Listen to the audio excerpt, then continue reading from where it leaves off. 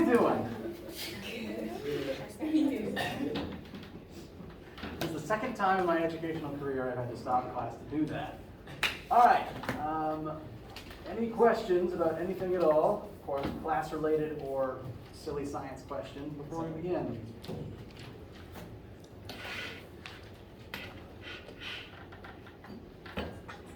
Yes? Do we get our labs back in lab next week? Yes. I'm notoriously slow at getting labs finished, so I would expect to be getting maybe 2 weeks. The lab from 2 weeks ago in a new lab setting. Okay. It's something that I will be grading labs, so you can get them back in lab time, and I would expect to be getting the lab from 1 or 2 weeks prior. Did I answer the question? Yeah. Okay, thank you. Anything else? All right, a couple small articles to discuss. One, today is Friday, September 2nd. We're going to be finishing the intro section of chapter 1-2 combined today. That'll segue us directly into two-dimensional vectors next week. Usually, as we sort of end the chapter on Friday, usually the homework will be due on midnight the Monday after. That's not the case for this first one. Next Monday is the 5th. The first homework assignment is currently due on the 12th, just to give everyone time to access it and get used to things. To show the WebAssign page again, this is once you're registered and using either your course key or the grace period, this is eventually, there might be a second version of this screen that some people can see depending on if you signed in through WebAssign or Cengage. But the screen that I use and the screen that most of my students see looks like this. It's got course name here, my name there, fall 2022. If any of those are wrong, let me know, because there's a problem. And the assignments are listed here. Note, there is 2 here at the beginning you should begin being aware of. There is homework and quiz for the chapter 1-2 section. Those are due again on the 12th. There's loads more assignments here that you can begin looking at, but notice again, none of them are due anytime soon. I'm kind of working on getting them posted and their tentative due dates there so that you can see them in advance. But again, we haven't learned these yet, you don't have to concern yourselves with them yet. If you begin looking at the 1 and 2 homework, I'm going to hit edit so I can show you the questions.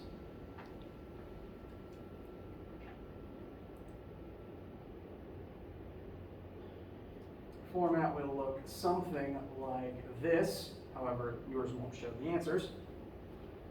And while this is loaded, I actually wanted to point out something about question 2, because this is a quirk of WebAssigns that'll be constant throughout the entire course.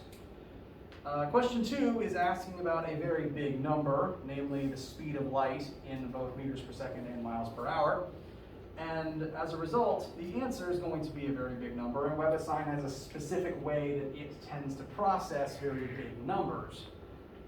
Depending on what calculator you use, you might have gotten a very big or a very small answer in scientific notation that used an E in place of times 10 to the power of blank. This E that WebAssign is currently displaying in its expected answer is the same E. And I can demonstrate briefly on my own machine real quick. If I input a 3 with probably 18 zeros on it and press enter, nope, it's 26 zeros, it gives me an answer of 3E26. And you can replicate this for yourself if you haven't seen it lately. These are the same E's, and that E is mathematical shorthand for times 10 to the power of blank. So this answer is 6.71 times 10 to the power of 8.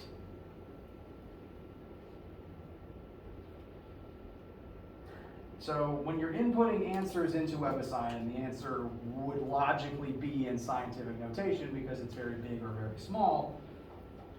When you press on this box to start entering your answer, it doesn't pull up like a sidebar where you can click on fractions or powers or anything like that. It's just keyboard input.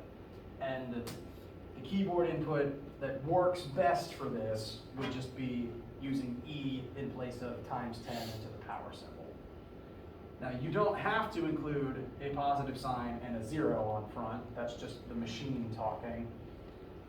If there's a negative, you would need the negative, but the positive is optional. How does that sound so far?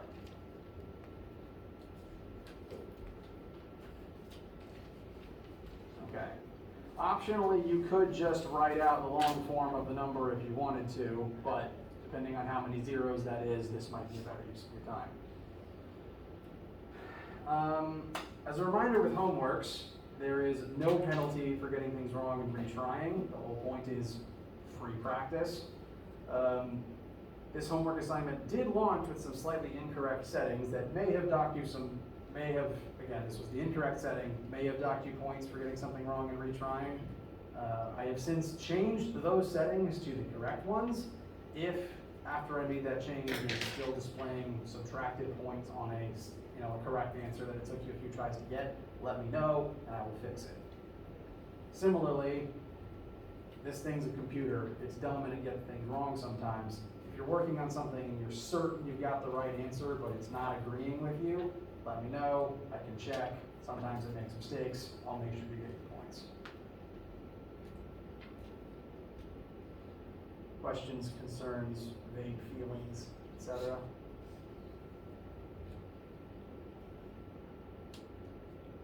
All right. As usual, please cut me off mid-sentence if you need anything or have any questions. And we will get started on the last piece of the Chapter 1-2 stuff that will bring us directly into the Chapter 3 stuff for next week. Do pay close attention to at least the concepts here. So the ones we'll be using in the Canon lab next week. So, this is our first introduction into two-dimensional motion. We're going to be analyzing the motion of these two projectiles currently on screen in two different axes, both the x and the y. When I refer to two-dimensional vectors as a concept, I'm referring to the idea that they have some component in the x and or the y-axis.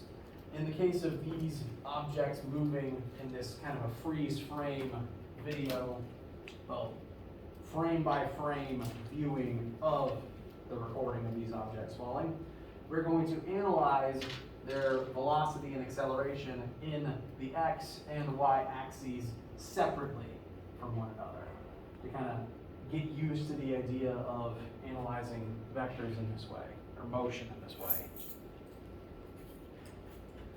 Now, the image that you're currently seeing tracks the motion of two objects as they fall. Both of these objects are projectiles, meaning that they are falling.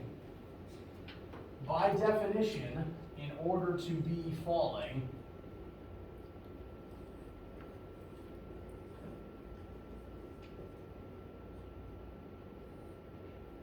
they must be accelerating only in the y-axis at a rate of negative 9.8 meters per second squared. That value is often called lowercase g, but in this specific case, I'm going to label it as acceleration y because it represents the y-axis acceleration of these two objects. Now, what's different between the red and yellow marble is that the yellow marble, in addition to falling straight down, has also been flicked sideways at the same time. And what we're going to be comparing and contrasting between the two marbles is what difference that causes in their motion. So, point of comparison.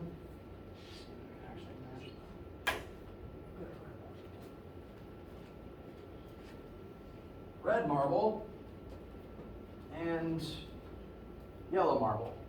I mean, it's close enough. So, I'm going to kind of replicate what's happening on the screen right now. I'm going to drop the red marker straight down, and I'm going to flick the green one horizontally, only horizontally, and they're both going to fall together at once.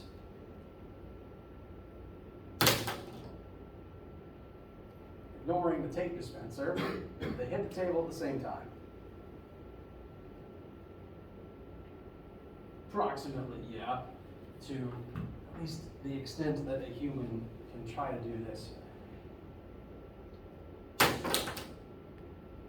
So even though I'm launching the green one sideways, they are still vertically descending at the same rate. This should serve as your introduction or your reminder to the fact that motion in one axis does not directly affect the other axis. For both of these objects, they are starting from the same height, and they are both beginning with an initial y velocity of 0.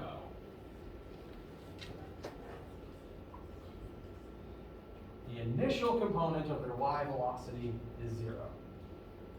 Because they're both starting in my hand from rest, and they don't begin accelerating downwards until I release them. So they're starting from this same similar point. Same height, same initial launch velocity, same acceleration, means they're going to perfectly keep pace with each other all the way down and strike the floor at the same time. Excuse me. Note that towards the beginning, again, each new position kind of represents a different frame of the video. If you're clicking through a paused video one frame at a time. At the beginning, each frame is very close together because the marbles have not had very long to accelerate yet. They're still moving at very low speeds. Towards the bottom, they've had time to accelerate to greater and greater speeds, and so each frame is further apart because at those greater speeds, they're able to move a greater distance in the time between frames. So this is proof that they are speeding up as they fall. Reminder that falling gravity causes acceleration, and you don't just drop at constant speed. So for each of these two marbles, their vertical movement, strictly vertically, is identical. They will start from the same height, they start at the same initial velocity of 0, they continue to have the same y acceleration all the way down. Vertically speaking, there's nothing different about the motion of these two marbles. How does that feel so far? Okay. Now, I said a minute ago, what happens in one axis does not immediately impact the other. So, these two objects vertically are identical. They are not vertically horizontal. The red marble is just being dropped. Its initial x velocity is 0, and it continues to have a x velocity of 0 all the way to the floor. The yellow marble, meanwhile, does have some x velocity to start. I'm just going to say 5 for simplicity's sake. Just sample number here. Let's say it has a horizontal launch velocity of 5 meters per second. So that's the speed at which it is launched to the side. This number has no effect on the rate at which it descends. We determined that their descent is identical. The fact that it's moving sideways didn't change that at all. And additionally, the fact that it is accelerating downwards won't affect this at all. The marble is definitively accelerating downwards, meaning its y velocity is going to constantly change. Do you think this number, its x velocity, is going to change as it drops?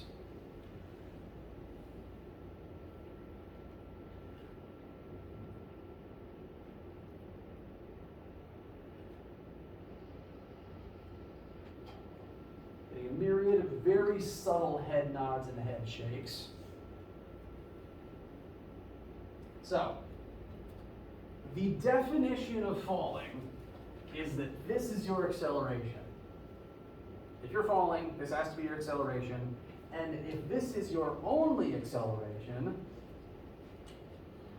that means you are not accelerating in the x-axis. If your only acceleration is ay equals negative 9.8, then your x acceleration must be 0. If you have an x acceleration, you're technically not falling, because that would imply there's something pushing you through the x-axis after you were launched. Once this thing leaves my hand, I'm not affecting it anymore. Once it leaves my hand, the only thing measurably affecting it is gravity. Gravity only works straight down on planet Earth, which means there's nothing affecting its motion in the x-axis. These two numbers in tandem are the definition of falling. Accelerating down at this rate and not accelerating in the x-axis. If an object doesn't have these accelerations as it moves through the air, then it's not technically falling. If there's something slowing its vertical descent, it's not falling because it probably has either wings or a parachute or something slowing it down. If something is accelerating in the x-axis as it moves through the air, that implies it has some sort of a thruster pushing it to one side or the other as it moves through the air.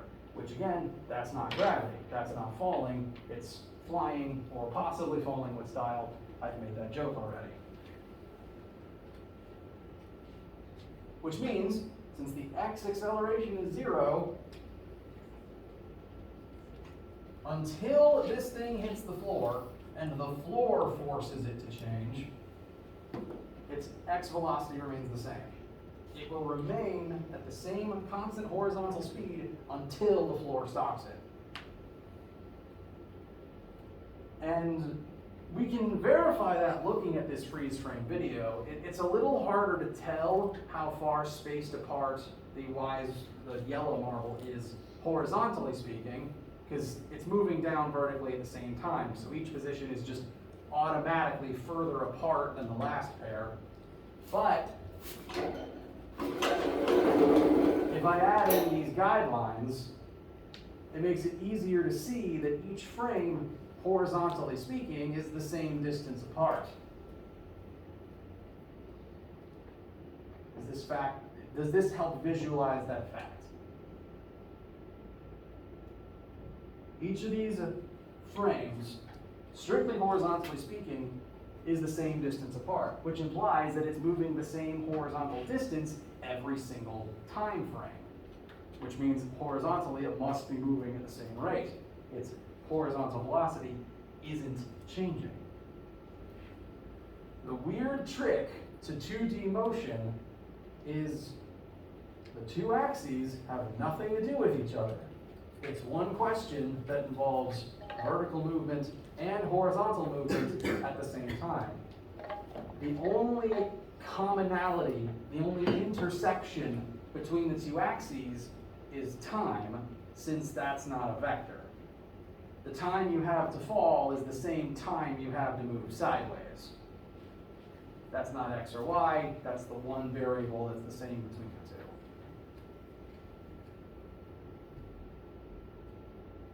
So as we begin looking at questions like this, we're going to be using vertical data separately from horizontal data.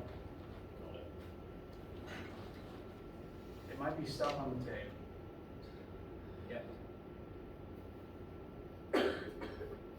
Vertical data separately from horizontal data in order to determine how objects like this will move. Where's my long reader stick go?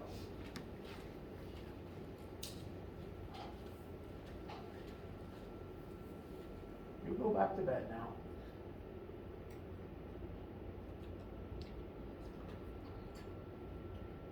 Bye-bye.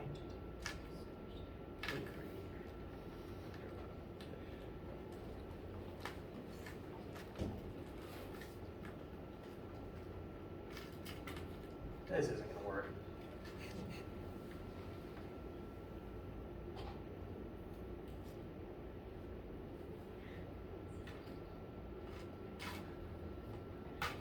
Well, I'm happy to be proven wrong.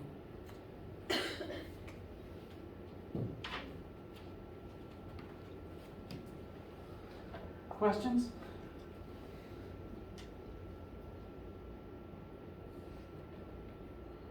Okay.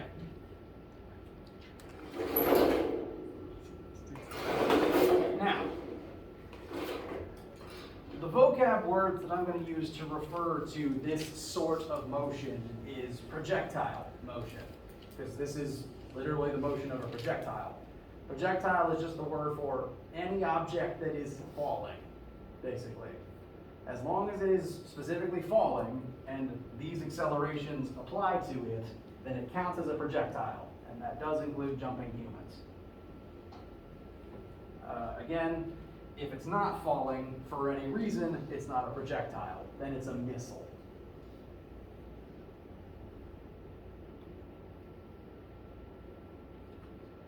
And projectile motion tends to create this sort of parabolic shape. Whether you've heard that word or thought of that term recently depends on your relationship with math, but this arc length here is half of a parabola, and it's formed specifically when your horizontal movement is constant, but your vertical movement is changing. A full parabola would look something like this. Rather than launching something, say, off of a cliff, this is throwing something up at an angle and allowing it to come back down to the same height. We will also look at sample questions like this one next week. And the reason I like this picture is it shows the changing magnitudes of the x and y velocities as time goes on. So this baseball, again, isn't being launched horizontally, it's being thrown at an angle, and this is partially to help dust off some of your old trig skills.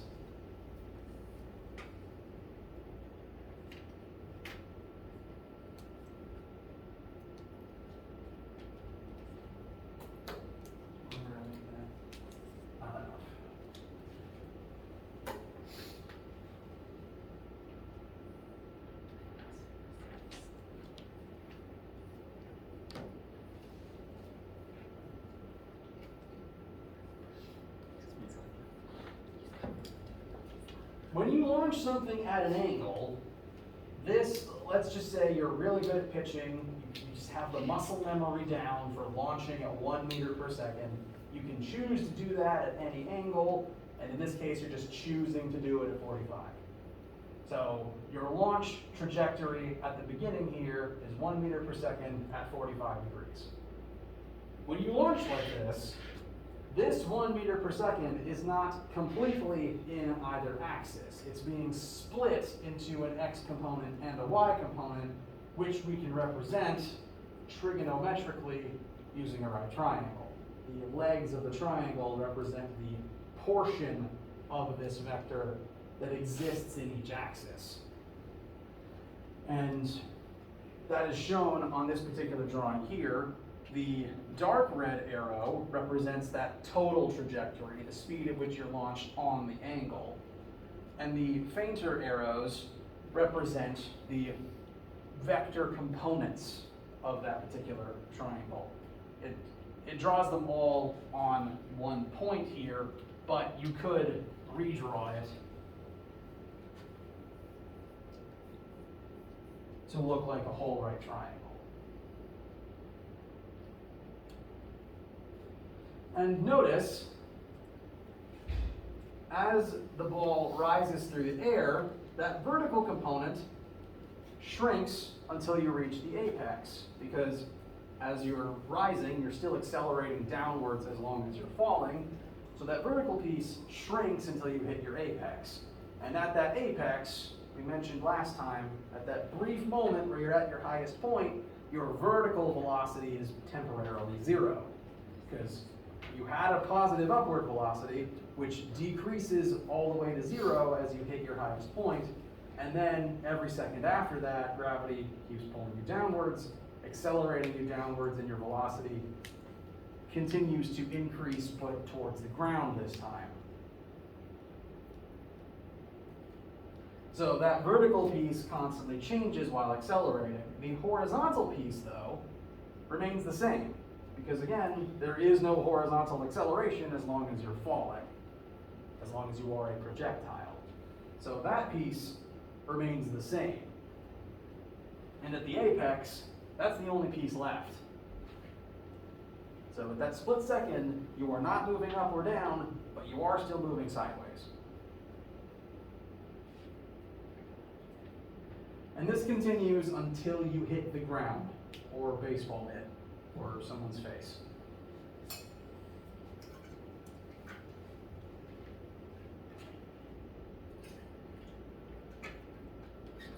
How does this feel so far?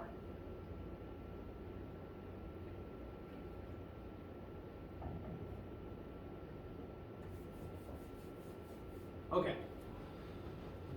So, we reviewed this briefly in the lab activity this week, but to make sure that it's written in everyone's notes, we are going to need to use trig to divide up and discuss our vector components like this. So to make sure it's in your notebook,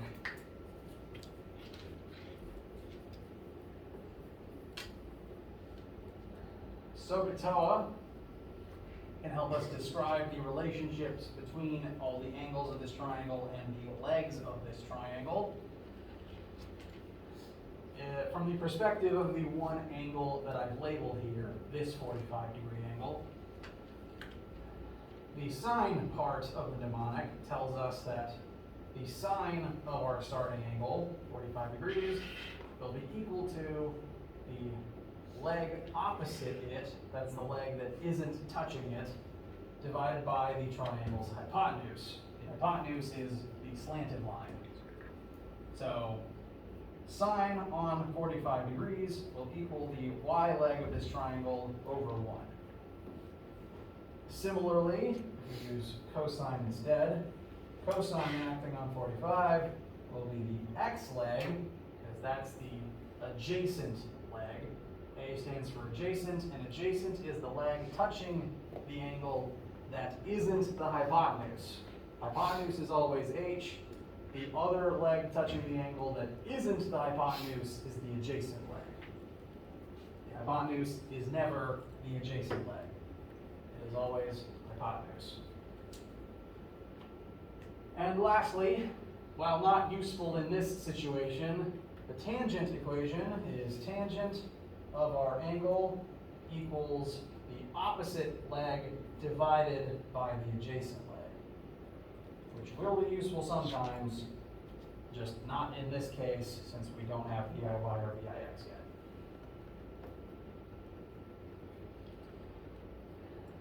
These equations, we can solve them for our components. The sine one can tell us VIY. In this case, sine of 45 degrees equal VIY over 1.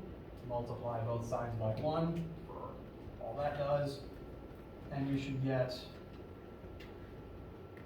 a y component of, I believe, 0.707 meters per second. To make sure your calculator is doing this right, you want to make sure it's in degrees mode. Depending on what math classes you've had last, it might be in radians mode. That will help you switch it if you need that. Interestingly, the cosine answer to give us x will be the same number because the hypotenuse is the same both times, the angle is the same both times, and the sine of 45 is the same as the cosine of 45. So 45-degree angle triangles, the two legs are the same number. So in this particular case, they just be the same thing. Different directions, but coincidentally the same number. Fun fact to any athletes in the room, if you're ever pitching for distance, if you want to just throw something as far as you can, this is the magic angle to do it at. 45 degrees, since it kind of maximizes the relationship between the x leg and the y leg, will take the ball as far as it can go, at whatever speed you can throw it at. Any different from 45, lower or above, won't go as far.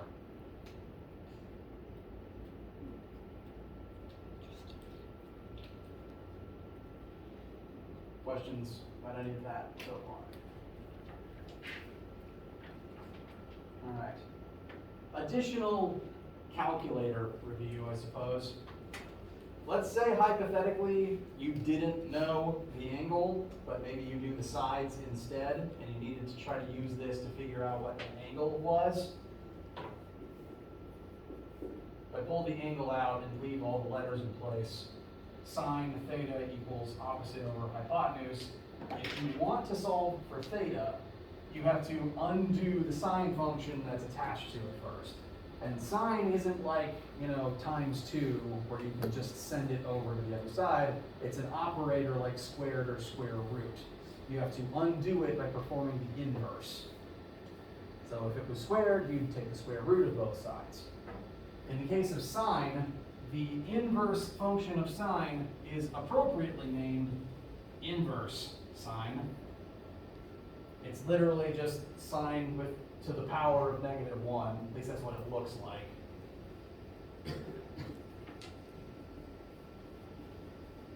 Whatever you do to one side, you have to do to both. So you perform the inverse operator on both sides. That would leave the right side as inverse sine of opposite over hypotenuse. And the inverse sine of sine just kind of breaks down and evaporates like squaring a square root does. So that would just become theta equals sine inverse of O over H. And the same logic applies to cosine and tangent as well.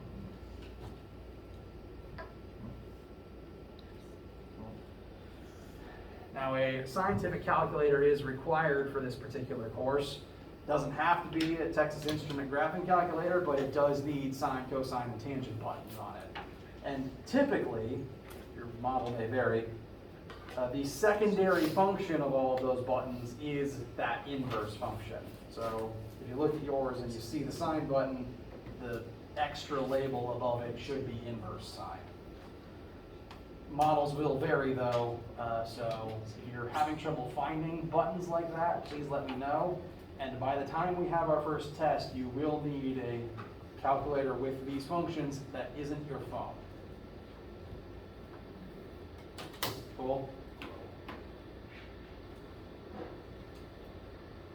I think most phones come with sine, cosine, tangent these days, but I don't remember finding the inverse buttons on my phone yet.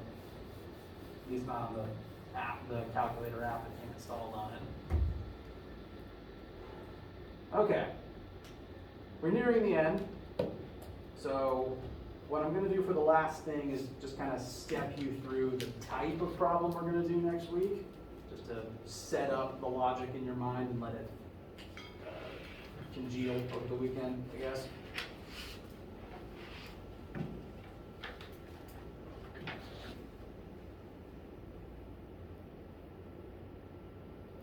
Like I said, I would describe this as a projectile motion question. We're going to do several different versions of this, but the logic between all of them will still apply to all of them. So if you set up a framework for projectile motion in your head, this is the start of the framework that I'd recommend. Arguably, the simplest type of projectile motion question is when you throw something sideways off a cliff.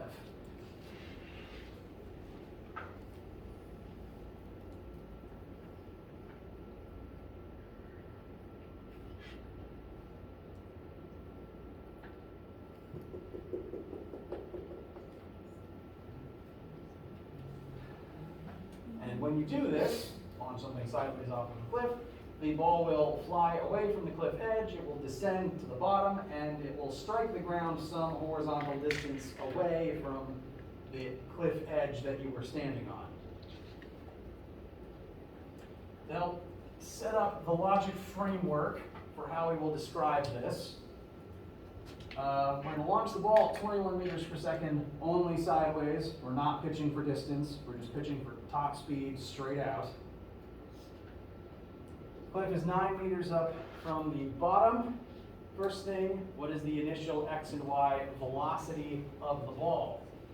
We are pitching only sideways. So that 21 meters per second is the X component. And if all of that 21 is going into the X, none of it is going into the Y. We are only launching sideways. This is just like that first image of the yellow marble launching sideways and then falling down.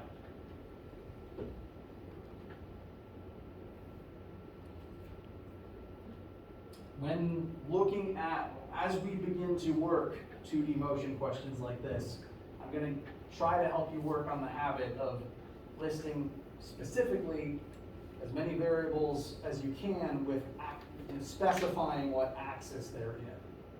Because we can't cross the streams here. X's can only work with X's, Y's can only work with Y's. Question? Yeah, just to make sure that, so the X and the Y on the right, they're just there to tell you what axis they are. Correct. These are just subscript labels, basically. They are both initial velocities, just this one's X, this one's Y. Oh, are you referring to this one or this one? The far 100 one. Right.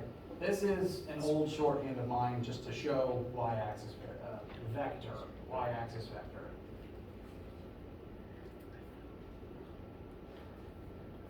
So that's how you would divide up its velocity in this case. For acceleration, talked about this one earlier. As long as it's a projectile, and this is, baseballs don't have wings or thrusters, its y acceleration must be that of gravity, negative 9.8, and its x acceleration doesn't. If you are falling, you are not accelerating sideways at all. So its x acceleration is 0.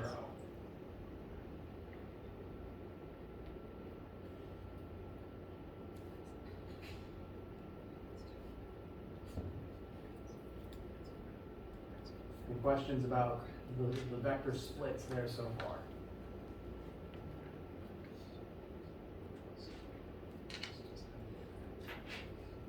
Okay. I'll list a few more things separated between axis. Actually, just one more thing.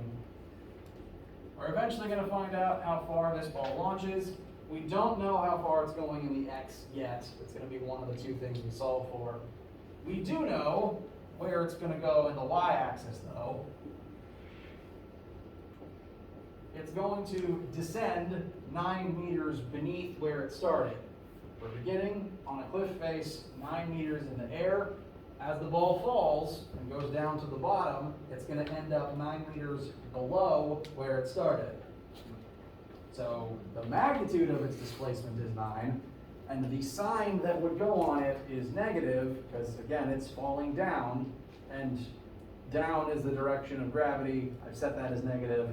So the sign on that displacement needs to match the sign of gravity.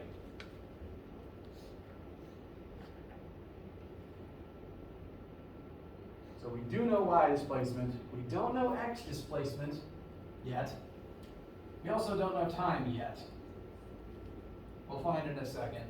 And I mentioned that time, again, since it's not a vector, it doesn't really care which axis it's in. It's the one thing that's shared between both. If you fall for 5 seconds, you have 5 seconds to move horizontally. So there's no such thing as x time or y time, it's just time. Now, to help that framework again, if you're solving for hang time, the time that a projectile spends in the air, that is a vertical axis determinant. Again, time can still be used in the x-axis, but realistically, y is what determines how much time something spends in the air. Since gravity pulling it down is the limiting factor on when it will eventually hit the ground.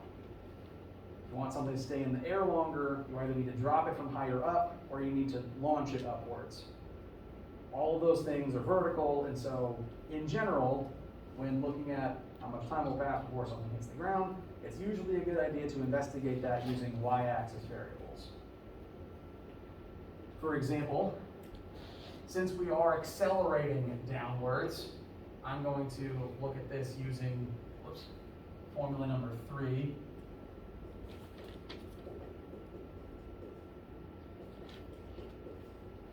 And if I'm specifically using y stuff, I'm labeling y on all of my vectors to make sure I don't put the wrong one in the wrong place.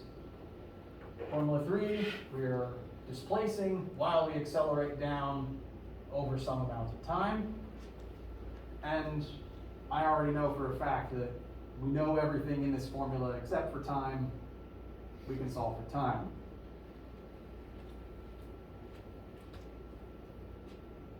Fly stuck or dead, it's fine.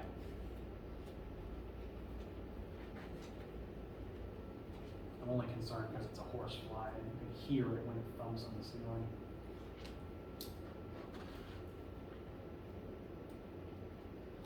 So, displacement, again, vertically speaking, that's going to be the distance it falls. It's going to be 9 meters beneath where it started. So we're going to leave that at, we're going to make that -9 to match the direction of gravity. Our initial y velocity is 0. So this piece here is going to be 0 times t. It's going to be very convenient in a second.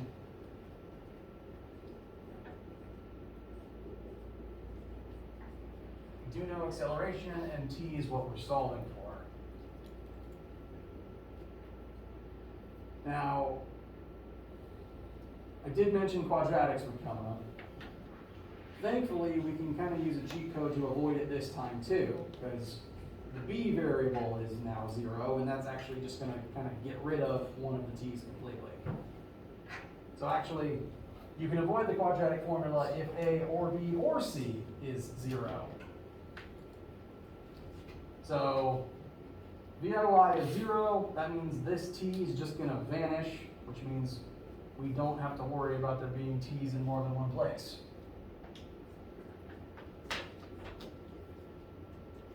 So if I simplify a few things, once this goes away, that'd be -9 equals -4.9, that's 1/2 of gravity, times t squared.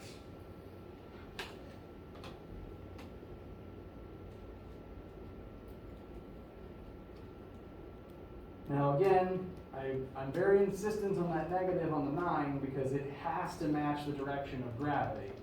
If you put a +9 in there, you're going to end up taking the square root of a negative number. And by now you should remember your calculator screams at you when you do that.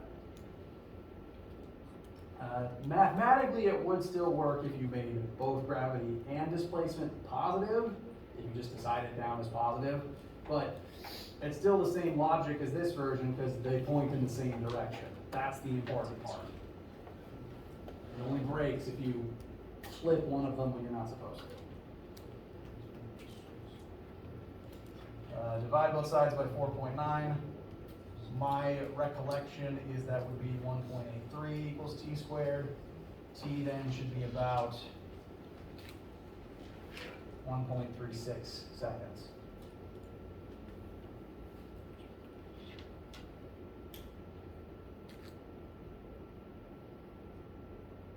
This is a very good framework to set up when solving for hang time.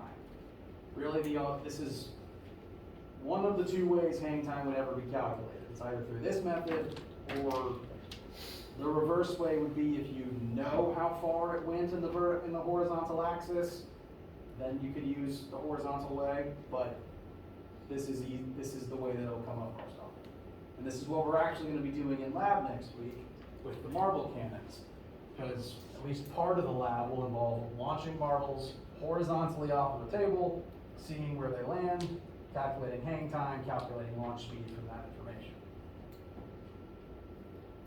Once you have hang time, again, time is not XY exclusive, we can now use this with X variables. Since it's not a vector, there's no issue there. Oops, just Vx, not delta.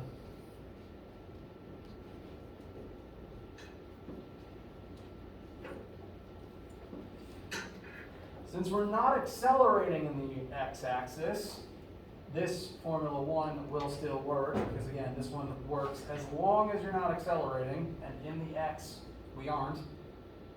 So the nice straightforward one will work for a change. X velocity is 21 meters per second. You want to know delta x, plug in the time we just found, and our answer should be about 28.5 meters if memory serves.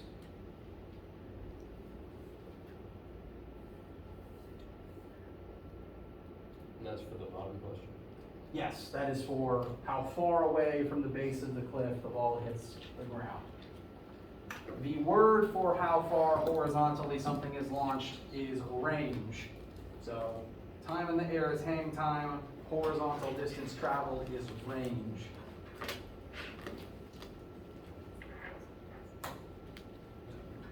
How do we feel? And this is a sample, this is a starting framework that we will be revisiting and practicing next week. So this feels weird, it's okay. This is the part of the course where it's designed to feel weird, or where it's supposed to feel weird. Any questions or needs or concerns before we break for the weekend? All right, let me know if you need anything today or over the weekend, and I hope you have a wonderful weekend.